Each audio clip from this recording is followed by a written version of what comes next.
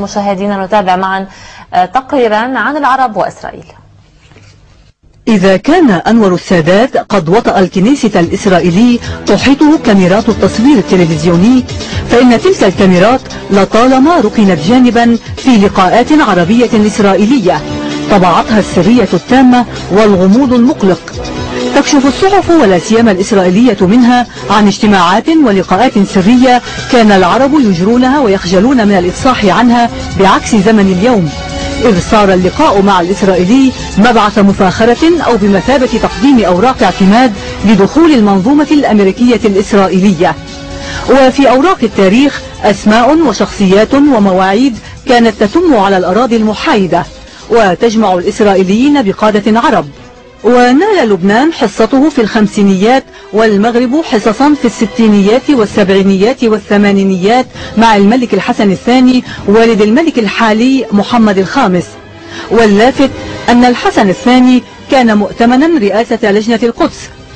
يقلب التاريخ صفحاته فيكتشف أن أول لقاء إسرائيلي سعودي حصل عام 1939 في لندن بين الأمير فيصل عندما كان وزيرا للخارجية ووفد يهودي كان يحضر مؤتمرا حول القضية الفلسطينية.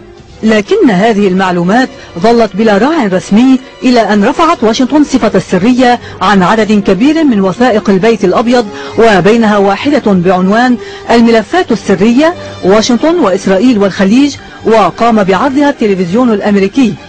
وأهم ما فيها أن الملك عبد العزيز واجه محنة صعبة هددت العرش السعودي نتيجة انخفاض عائدات الحج الضوئي والفردي. وبموجب هذه الوثيقة فإن الحكومة الأمريكية تدخلت لإنقاذ العرش السعودي مقابل تنازلات قدمها عبد العزيز للرئيس الأمريكي هاري ترومان، إذ وافق على ألا تشارك المملكة أبدا في أي حروب يشنها العرب ضد إسرائيل لاستعادة فلسطين. ظل الكتمان أقوى من الإعلام، وبقيت الوثائق السرية يخرق سيادتها صحفيون تمكنوا من الوصول إلى ردوهات الاجتماعات من دون أن يفوزوا بتفاصيلها، كإعلان سيمور هيرش في نيويورك عما سماه بالعناق الاستراتيجي الجديد بين السعودية وإسرائيل. أما أبرز اللقاءات التي رصدتها الصحافة فهي تنظيم عادل الجبير لرحلة إلى يهود أمريكيين إلى الأراضي السعودية بعد أحداث 11 من أيلول سبتمبر، واتصاله بيوسي بيلن حين كان وزيرا في حكومة العمل، واتصالات السفير بندر بن سلطان القديمة بالإسرائيليين، والتنسيق السعودي الإسرائيلي في حرب اليمن بهدف منع العدوان المشترك. ولا تنتهي المؤلفات عند اعتراف رجل الأعمال السعودي عدنان خاشقجي في عيد ميلاده 55 عندما قال ليدعوت أحرونوت إن عملية موسى لتهجير يهود الفلاشة الإثيوبيين إلى إسرائيل قد تمت في منزله خلال اجتماع سري عقد بمزرعته الخاصة في كينيا عام 82.